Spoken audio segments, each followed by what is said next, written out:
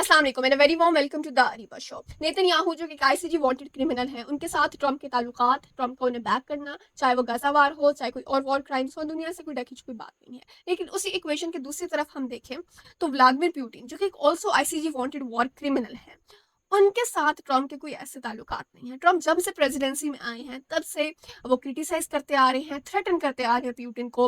Russia पे उन्होंने time and again tariffs लगाए हैं, सैंक्शंस लगाई हैं। Russia is the most sanction country in the world. लेकिन अब चीजें हमें किसी और तरफ जाती हुई दिख रही हैं। आज यानी कि 16 अगस्त को मीटिंग हुई है between the Putin and the Trump under the same roof in the Alaska. अब अलास्का एक ऐसा रीजन है that is historically very important for the both countries US and Russia. लेकिन सवाल यहाँ पे ये है कि एक वॉर क्रिमिनल के साथ बैठ के ट्रम्प मीटिंग क्यों कर रहे हैं। तो इसका क्वेश्चन तो ऑब्वियस है हम सबके लिए कि he is trying to make his promises work now. Election campaign के टाइम प्रेसिडेंट ने अपनी आवाम का ट्रस्ट इन्हीं प्रोमिसेस पे जीता था कि जब वो प्रेसिडेंसी में आएंगे, जब वो एडमिनिस्ट्रेशन में आएंगे, तो दुनिया में जहां भी कॉन्फ्लिक्ट्स चल रहे हैं उन कॉन्फ्लिक्ट्स को एक फुल स्टॉप लगाएंगे। वो फुल स्टॉप अभी तक तो हमें लगता हुआ नहीं दिख रहा था, लेकिन अब लग रहा है कि Trump is trying to make his promises work. लेकिन लास्ट वीक रीसेंट डेवलपर्स में अगर देखें तो इंडिया पे जो टैरिफ्स की भरमार हुई है उसकी वजूहात क्या थी। उनकी वजूहात में सबसे मेन वजह ये थी कि इंडिया के रशिया के साथ ट्रेड रिलेशंस, इंडिया के रशिया से ऑयल इंपोर्ट करना। और ट्रंप ने अपने ट्वीट में बज़ाहिर ये मेंशन किया था कि Russia and India's economies are dead economies. तो ऐसी कंट्री के साथ, उसके प्रेसिडेंट के साथ यानी पुतिन के साथ वो जाके मीटिंग कर रहे हैं। एंड अभी प्रेस रिलीज जो आई है उस पर पुतिन को वो कह रहे हैं कि we have been good relations, और जिस तरह की एक स्वीटनिंग से स्टेटमेंट्स आ रही हैं ट्रम्प की तरफ से, तो that means we are optimistic about what had been discussed in that room. तो इस सब को डिस्कस करते हैं इस वीडियो में, so be with me till the end. This meeting between the Trump and Putin was very unexpected, क्योंकि India के साथ जो रिसेंटली हुआ उसमें जितना रशिया को बैश किया गया, तो उसके बाद एक रिसेंटली आइस मेल्ट हमें दिख रहा है। दिस इज वन थिंग जिसके बारे में वाकई ही मार्केट में बहुत ज्यादा स्पेकुलेशन है। अभी रिसेंट अगर हम डेवलपमेंट्स देखें लास्ट मंथ की, तो जुलाई 2025 में ट्रंप ने 100% टैरिफ्स की और सेकेंडरी सैंक्शंस की थ्रेट दी थी उन कंट्रीज को जो कि रशिया के साथ ट्रेड कर रहे हैं। और उसकी अगर हम प्रैक्टिकल डेमोन्स्ट्रेशन देखें तो हमें इंडिया दिखता है।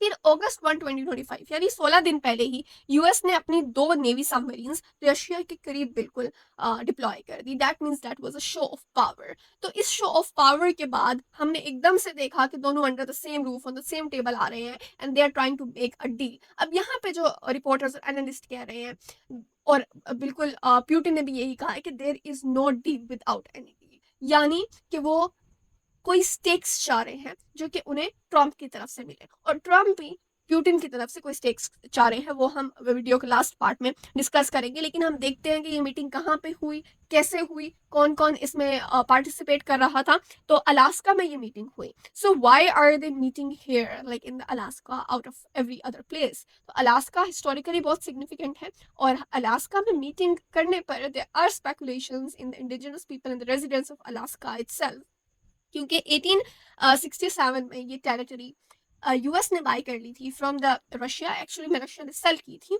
To US for $7.2 million।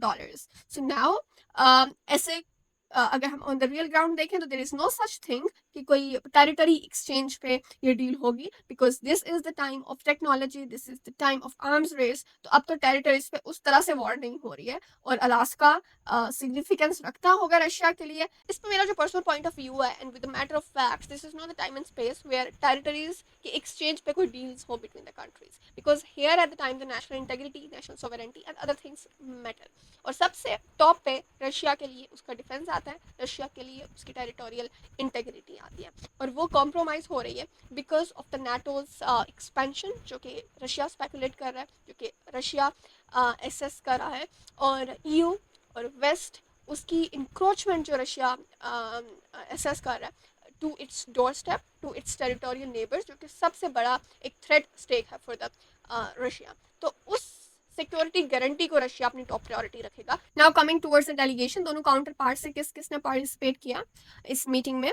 तो रशिया के डिफेंस और फॉरेन मिनिस्टर्स इस मीटिंग में मौजूद थे, और यूएस के vice president JD Vance, secretary of state Marco Rubio, treasury secretary Scott Bessent, और Trump special envoy Steven Witkoff थे इस मीटिंग में। Now what was the agenda of this meeting? तो as we all know, officially तो इस meeting का मकसद ये था कि कोई डील क्रैक की जाए between the international community and Russia to make Russia stop this war. लेकिन अनऑफिशियली देखा जाए तो it could be anything that takes USA to make Russia place a full stop on this war. तो Trump की अगर हम इसमें efforts देखें, उनका प्रपोजल देखें, what he brought to the table in front of Russia, तो रिपोर्ट्स के मुताबिक Trump brought a proposal in which Russia was offered to take the part that it has captured, लेकिन some of that part has to come back to the Ukraine. And secondly, Trump ने security guarantee दी for Russia कि NATO जो है वो Ukraine को खुद से दूर रखेगा या यूक्रेन खुद को नेटो से दूर रखेगा. That would be a security guarantee for the Russia. And third comes the sanctions relief. ये सबसे ज्यादा हैवी एंड वेटी पॉइंट था फॉर द रशिया के सैंक्शंस हम रिलीव कर देंगे in case you stop the war and make the deal. And on the fourth come the economic side deals. Like Putin अगर investment अपनी लेके आता है यूएसए में और यूएसए के साथ गुड ट्रेड रिलेशंस नॉर्मलाइज होते हैं, तो that means it would also be a win-win situation for both countries as well as for the Ukraine. तो ये तो ट्रम्प का प्रपोजल था, लेकिन एक्चुअली में कोई ऐसी डील हुई है, रशिया किन पॉइंट्स पे माना है, किन पॉइंट्स पे नहीं माना. तो अभी जो प्रेस रिलीज आई है प्रेसिडेंट ट्रम्प की, उसमें उन्होंने कहा है कि यार it was a productive meeting. उन्होंने इसको प्रोडक्टिव नाम दिया है. That means there was something actually productive, and he has mentioned that we reached many points, but we did not reach some of the good points, but we will get there in the future. So इससे हम assessment करें अगर, तो means कि कुछ points achieve हुए हैं जो कि ज़्यादा वेटफुल नहीं है. It could be something like security guarantee को एक्सेप्ट नहीं किया होगा रशिया ने, और सैंक्शंस रिलीफ पे रशिया ने अपना यस दिया होगा ऑफ कोर्स. लेकिन देयर आर सम पॉइंट्स जो कि अचीव नहीं हुए, एंड वो क्या होगा, वो of course cease fire point है जो कि अचीव नहीं हो सका. तो उसके बाद प्यूटिन ने अपनी स्टेटमेंट दी कि there is not deal until there is a deal. Means कि वो बात करना चाहते हैं नेटो से भी, नेटो से एश्योरेंस लेना चाहते हैं, वो ईयू से एश्योरेंस लेना चाहते हैं, वो यूक्रेन से एश्योरेंस लेना चाहते हैं, क्योंकि ऑन द ग्राउंड तो यूएसए मौजूद नहीं है, ऑन द ग्राउंड प्रॉक्सीज मौजूद हैं, on the ground big powers like France and Germany मौजूद हैं. तो उनसे सिक्योरिटी गारंटी रशिया के लिए ज्यादा मैटर. प्रेसिडेंट ऑफ यूक्रेन की इस मीटिंग के प्लानिंग के दौरान स्टेटमेंट्स आई थी, और उसमें उन्होंने कहा था कि Trump to not cut a deal over the head of Ukraine. Means कि वो चाह रहे थे कि उनको भी पार्टिसिपेशन मिले, और ऑफ कोर्स उनकी पार्टिसिपेशन सबसे ज़्यादा मैटर करती है. और इसके अलावा जो मेजर पावर्स ऑफ यूरोप हैं और नेटो के जो रिप्रेजेंटेटिव्स हैं, उनकी इन्वॉल्वमेंट, उनकी इंगेजमेंट, उनकी पार्टिसिपेशन भी सबसे ज़्यादा मैटर करती है, क्योंकि रशिया के स्टेक्स तो वहीं इन्वॉल्व है. रशिया के एक्चुअल थ्रेट तो यूएस नहीं है, वो तो प्रॉक्सीज हैं, वो तो वहाँ पे मौजूद ऑन द ग्राउंड पावर्स हैं.